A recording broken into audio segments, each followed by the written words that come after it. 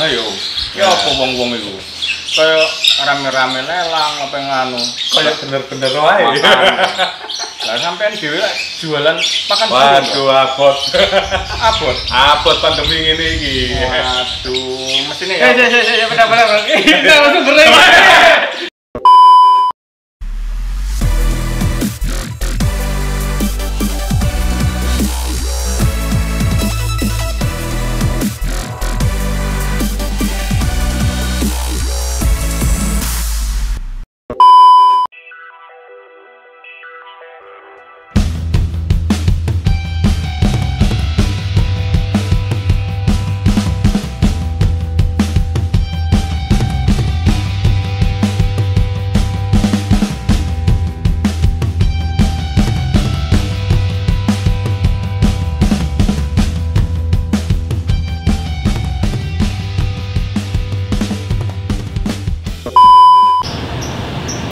Enak ya Om.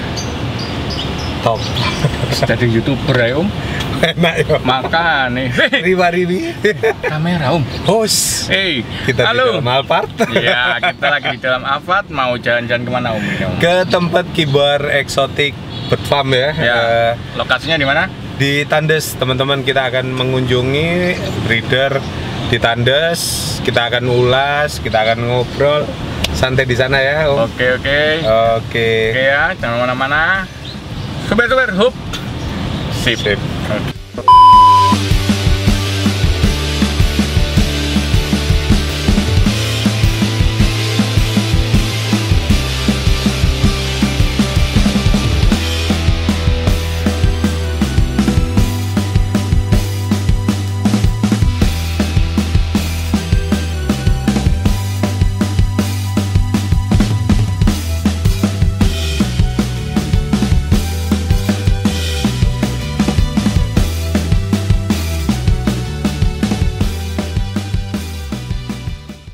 What's up, Om Bro? Wih, kita ketemu masih tetap sama Om Lalang Kibat. Halo.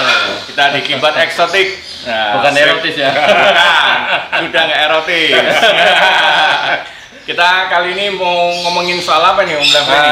Hari ini kita akan ngobrol tentang pasar di dunia lovebird ya. Jadi pasar di dunia lovebird di Indonesia.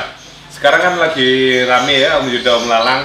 Ada impor, ada ternak lokal, ada pelelang, ada peternak. Nah, ini sekarang pada rame di FB itu pada carut marut ya, istilahnya regulasinya nggak ada emang. Benar. Gitu ya, regulasi tidak ada, harga naik turun, semua ini berdampak, mulai peternak, importir, pedagang, pelelang, ya. ya kan, sama bakul pakan burung juga Ikut berdampak. Oke, Ya, kita akan membahas itu ya. Semua bahwa kita semua ini kan berada dalam industri yang sama. Yang satu dalam Nah, satu satu industri, hobi. ya. Industri hobi. Ya. Nah, seharusnya di dalamnya terdapat suatu kesenangan. Kalau hobi. Kesenangan, iya. Kesenangan, kebersamaan, kita nambah teman dan sebagainya. Tapi yang terjadi untuk saat ini di masa-masa sulit lagi, Om. Iya. Di masa pandemi seperti ini, saya ini kadang kalau buka-buka Facebook ini, oh ini anti ini anti ini, ini anti ini. Sebenarnya yang benar itu siapa sih? Nah, kali ini kan kita lagi ngomong sama Om Lalang Kibat. Beliau ini kan sosok yang apa ya, segani lah ya. Oke lah. Sosok yang yang pastinya ikut andil kita. dalam meramaikan dunia lovebird. Ya, Kita tanya untuk pendapat ya. Ya, kita Pendapat, diskusi.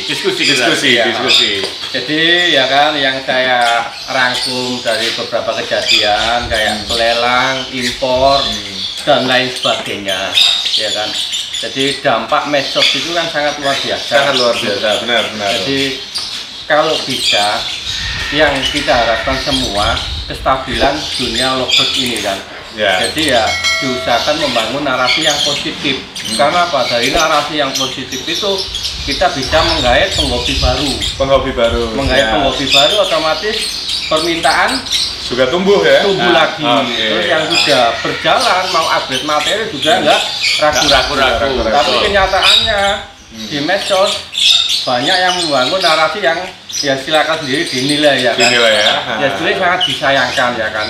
Kalau memang kayak pelelang, importir dan lain sebagainya, itu kalau memang itu kalau memang kontroversi dan lain-lain ya alangkah baiknya kita duduk bersama untuk diskusi ya. Itu lebih kita cari jalan untuk solusi. Ya kan? Jadi kalau kita bangun narasi negatif di medsos itu dampaknya luar biasa ya. Luar biasa. Jadi pemain baru mau invest itu juga ada ketakutan, terus pemain yang sudah main mau upgrade juga timbul ketakutan. Ya alangkah baiknya yang bersangkutan antara pelelang, importir dan peternak kita duduk bersama, kita diskusi, ya kan? Kita diskusi dan di situ nanti pasti ada solusi, bukan hanya rame-rame di medsos. Akhirnya dampaknya ya kayak gitu yang dibangun narasi negatif. Jadi itu yang kita harapkan sebenarnya. Oke. Kita harapkan gitu. Jadi ya mudah-mudahan ini nanti ya kan didengar semua pemain lovebird, tidak terkecuali ya kan, kita kumpul di mana, kita diskusi bersama, kita cari solusinya biar lovebird ini semakin maju. Nah, nanti Republik Burung yang meliput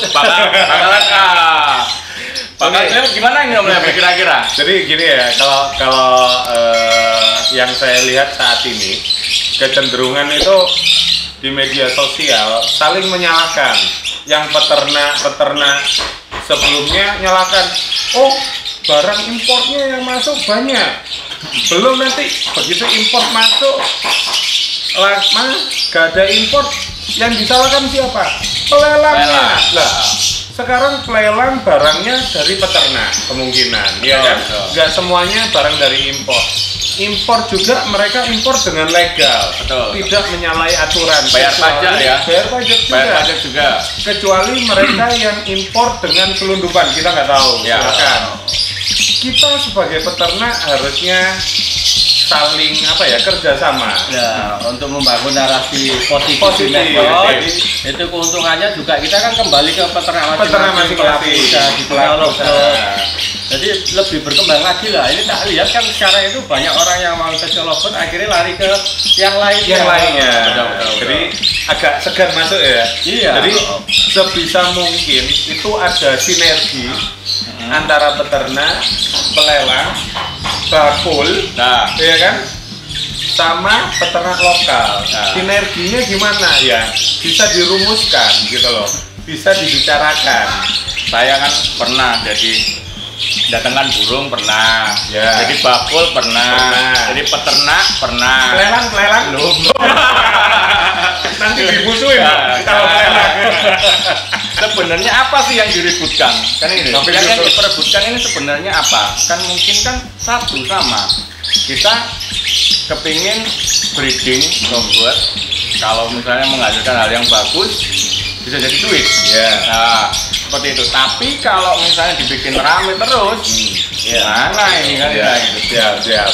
Misalnya kita lihat ada burung masuk, wah ini import rame seperti itu ya toh.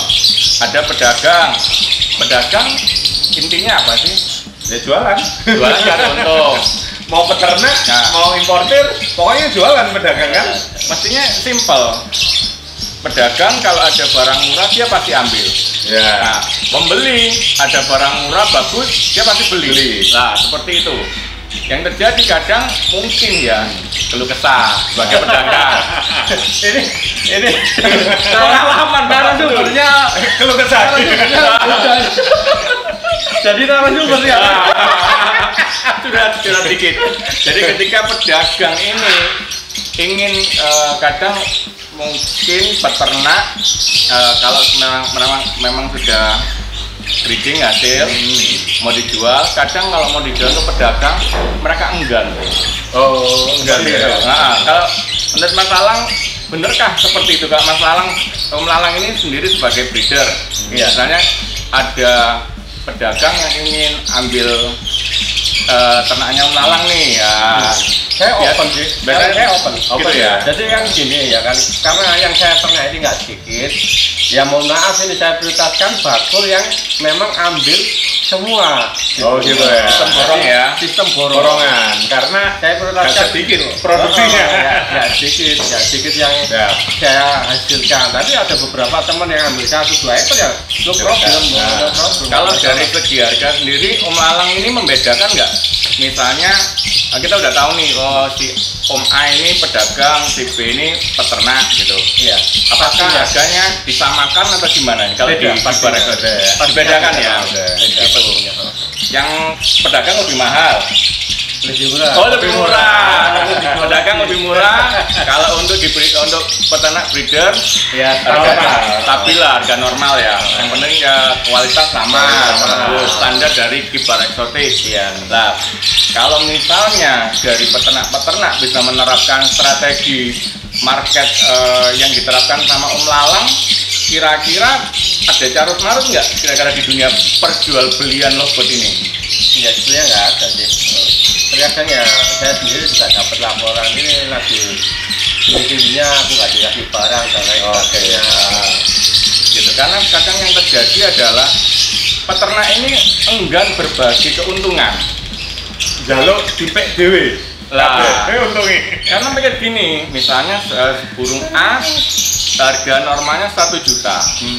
Kalau Om Lalang biasanya dipotong berapa persen nih Om? Misalnya dari Biasanya 20-30%. 20-30%, kurang lebih 700.000 sampai 800.000. Iya. Ini kalau di kibar eksotik ya. Kibar eksotik. Tapi kalau peternak-peternak lain yang saya juga ngalamin ya, saya kadang kalau waktu itu harga bagus kita minta ya toh, itu kok nggak bisa, harganya sekian, karena biasa diambil orang Disamakan dengan harga pasar. lah, disamakan dengan harga pasar. Padahal fungsi dari penjual ini sebenarnya sangat besar juga. Iya. Sangat besar juga. Nanti kan pasti ada omongan gini Om, waktu lagi rame aja ikut turun kan gitu. Gitu. Sebenarnya omongan-omongan seperti ini perlu nggak sih Om sebenarnya? Kalau perlu apa enggak? Satu ya. Kalau saya sebagai breeder ya, orang yang di dalam lingkup ekosistem ya. Saya bilang lovebird itu ekosistem, mulai peternak, pedagang, penjual, importir, pakan itu satu ekosistem. Mereka harus menjalankan perannya masing-masing. Satu. Kedua, ada sistem ekonomi yang berjalan dalam bisnis ini. Ketika oversupply, harga turun. Ya. Itu wajar. Di komunitas apapun, produk apapun, oversupply turun harga. Tapi yang bikin naik adalah apa? Kualitas. Jadi satu, kalau Anda tidak mau turun di harga, naikkan kualitas, kan gitu. Kalau mau bertahan, tetap fokus, naikin kualitas juga. Nggak hanya berkeluh kesah tiap hari di medsos, tidak membuat kondusif pasar, jadinya ya begini. Katanya Petejo, Boyo jadi orang yang solutif. Nah, seperti itu. Jadi ayo kita cari solusi sama-sama ya, Solusi itu kan nanti akan menghasilkan kesepakatan ya kita jalani bersama lah. Jadi bersama. Tidak ada saling benci ya istilahnya. Benci pelelang, benci importir. Seakan-akan mereka ini anti. Padahal satu, mereka ini berjasa. Kalau dalam dunia lovebird, mereka yang datangkan lovebird ke Indonesia. Betul. Mereka yang jualin lovebird Anda semua pelelang ini. Yang bikin motivasi awal itu adalah importir mungkin ya. Iya. Dan sekarang pada teriak semua. Loh, kita juga harus melihat sejarah di Indonesia. Satu, burung lovebird bukan endemik dari Indonesia. Betul. Makanya tetap ada importir. Ya. Kalau endemik Indonesia, Anda tinggal jaring belakang rumah. Jadi nggak susah. Jadi betul. buat teman-teman semua, mari kita bikin bersama dunia lovebird ini semakin bergairah, ya, semakin menarik, penghobi baru ada, kualitas juga semakin tinggi, event-event juga semakin ramai. Ya, kita ikut event-event, bukti untuk apa ya? Meramaikan konsistensi. Konsistensi kita itu seperti apa sih kan seperti itu. Kalau kita udah bahas dari importer adalah pedagang adalah kalau pelelang. Menurut Om Lalang pelelang lagi rame. Kita tanya ya. Sebenarnya lama Om. Cuman sekarang lagi hangat lagi. Kalau dulu kan peternak itu malah store-nya ke pelelang loh. Sekarang kok pelelang yang disalahkan peternak. Ya. Kenapa ini Om? Ya, pelelangnya terjadi karena apa sih? Jadi kan kalau saya amati ya kan, tiap masing-masing punya argumentasi sendiri. Jadi kalau kita nggak ketemu ya nggak bakalan selesai. Timbul kontroversi terus di media sosial. Jadi ya alangkah baiknya pelelang dan pelaku semuanya bertemu untuk berdiskusi. Kalau memang nggak bisa bertemu ya dibuatkan grup aja kita diskusi di situ. Dari si A ini pemikirannya Kapiola, si B gimana, si C gimana, apakah tepat melakukan lelang di saat ini, apalagi yang dilelang itu mutasi tinggi atau yang lainnya. Itu kan harus tanya di situ. Ini kan banyak kemungkinan ada teman yang sebagai pelelang penghasilan utamanya. Kalau mereka dilarang melelang, otomatis kita merampas hak hidup orang untuk mendapatkan ekonomi keluarganya.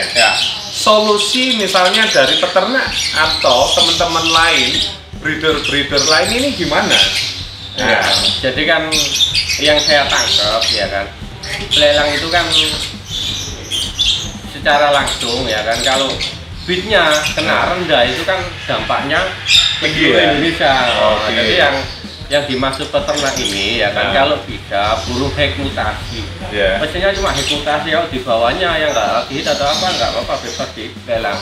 Yang hek mutasi itu kalau bisa, kalau memang kepepet untuk menjual murah, lebih baik diberedarkan bakul ke bakul. Jadi nggak terexpose oleh medsos dan diketahui banyak orang, karena itu nanti jadi patokan banyak orang kan jadi patokan barang itu juga sih. Jadi ya memang harus benar-benar dijaga dampak medsos ini karena luar biasa. Jadi seluruh Indonesia kan yang tahu, tapi kalau kita jual murah di bawah medsos, di bawah tangan istilahnya nggak nampak ke medsos, itu kan sangat kondusif pasar juga. Jadi yang terjadi adalah satu burung yang kebetulan misalnya orangnya butuh duit itu dijual di lelang dan harga menjadi patokan akhirnya, padahal cuman yang berlaku satu burung, bukan untuk semua harga di Indonesia. Jadi kehantamnya itu buat para peternak lainnya seakan-akan marah, kecewa mungkin. Nah, untuk menjaga pasarnya berarti kan dijual saja dengan harga normal di bawah harga pasar. Itu pun offline. Antar bakul itu kan kita cepet juga. Kalau butuh duit cepet, tapi kan gak bendino. Butuh duit cepet ya. Ini buat teman-teman yang lain, mungkin para breeder, saya juga nggak nyalain. Kalau pelelang bisa melelang itu kan barang itu kan bukan dari dia rata-rata, nggak melanggar hukum, tidak melanggar hukum juga. Jadi kita juga nggak bisa memusuhin mereka, nggak bisa teman-teman. Bisa mengarahkan mengarahkan yang terbaik buat dunia lovebird. Jadi jangan saling menyalahkan, menjudge. Kita harus tahu ya istilahnya backgroundnya dari mana. Kalau pelelang itu backgroundnya dari istilahnya dibeli burung untuk dijualkan peternak, berarti peternaknya lagi butuh duit. Betul. Gitu loh. Gak semua peternak besar punya link untuk jualan. Karena pada dasarnya pelelang ini adalah orang-orang yang dititipin dititipin oleh peternak mereka. Peternak sendiri kan, peternak sendiri yang nitip karena mungkin ada butuh yang mendesak atau butuh uang lebih cepat ya. Dan kalau misalnya kita, apalagi di masa pandemi, butuh duit kafe. Masa pandemi seperti ini, mereka misalnya mungkin ada keluarga yang sakit Sakit, atau apa kita tahu. butuh urgent terus mari ngono sampai tiba-tiba kalian semua bully. Iya, menyalahkan ya. Dosa loh. Dosa. Karena butuh. apa? Mereka nggak ngambil hak dari peternak Iya. atau dari kalian semua. Mereka juga butuh duit karena mereka pelelang ini ditugasi untuk ini jual. Tapi Om Lalang punya saran seandainya ada yang seperti itu. High mutation ya. Untuk high mutation, kestabilan lebih ke nasional. misalnya tawarkan dulu ke pedagang. Kalau pedagang di bawah normal, kalau high Pasti mutation cepet pasti masih ada harganya. Ada selisih ya? Pasti ada selisih harga. Nggak tahu itu mungkin turun berapa, terserah. Karena pedagang juga pada dasarnya mencari nafkah juga.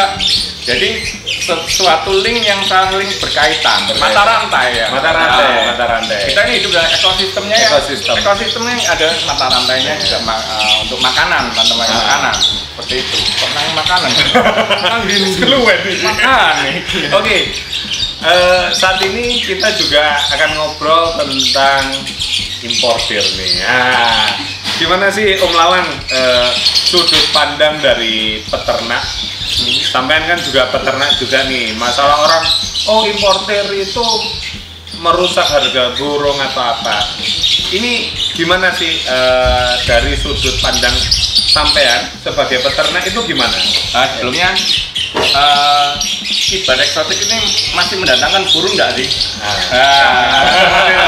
Kita tanya. Iya. Jadi untuk importir ya kan, ini kan memang sudah mengarah ke ini kan memang dunia bisnis hobi ya. Jadi apapun yang menyangkut bisnis itu pasti ada persaingan.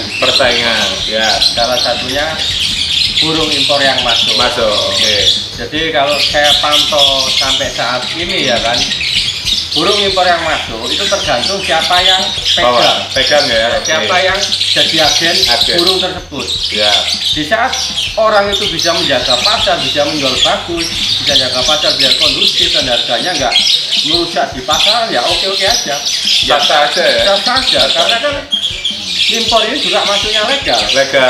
Bayar pajak. Itu juga dari regulasi pemerintah. Tidak menyalahi undang-undang. Tidak menyalahi Tidak undang-undang. kriminal. Tidak kriminal. Lain lagi kalau memang burung itu didatangkan secara ilegal. Ya itu perlu dibasmi, iya kan? Perlu dibasmi. Siap. Jadi ini kan yang masuk legal.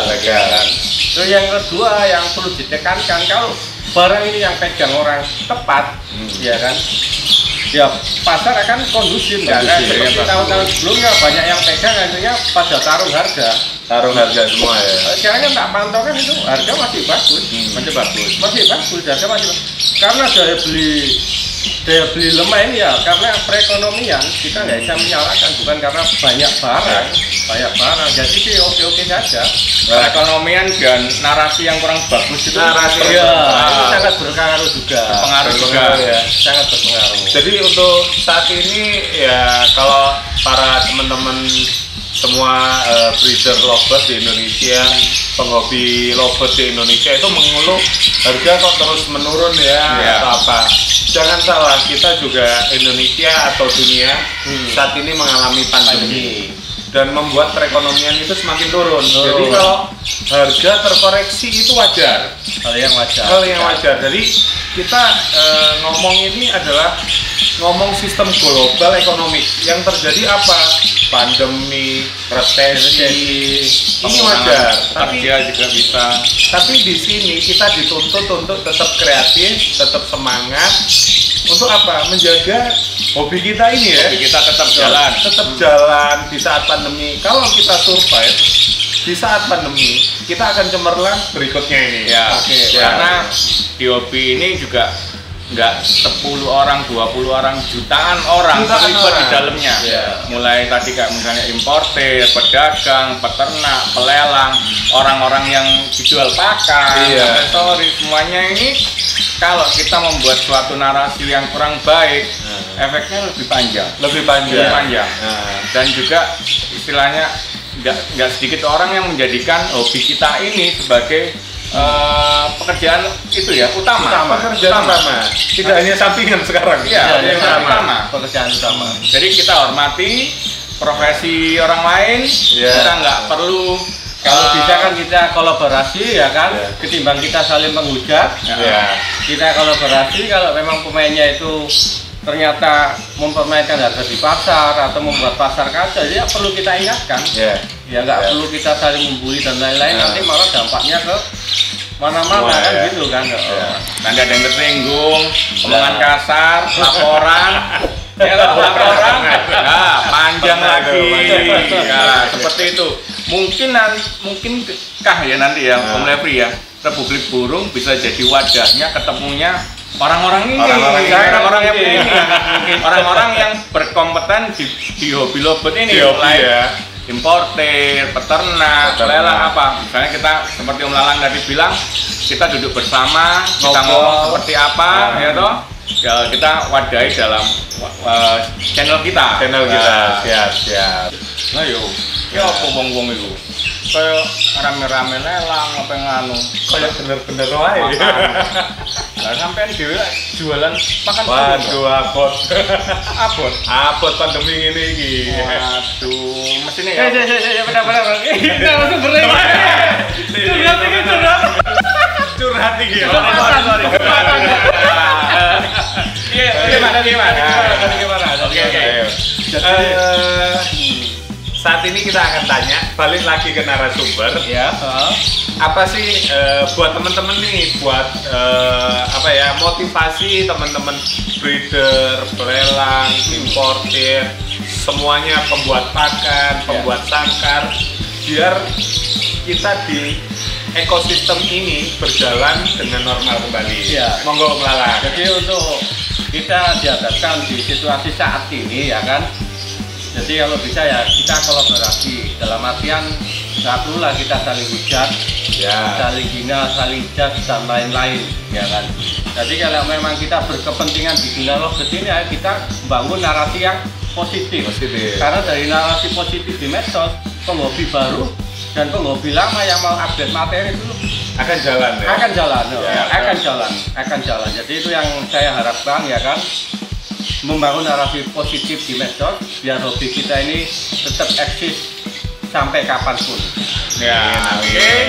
Tetap stay tune di channel kita, masih dengan narasumber yang fenomenal ya. Jangan lupa like, comment, share, dan subscribe. Soalnya laga subscribe, Ore Busoro.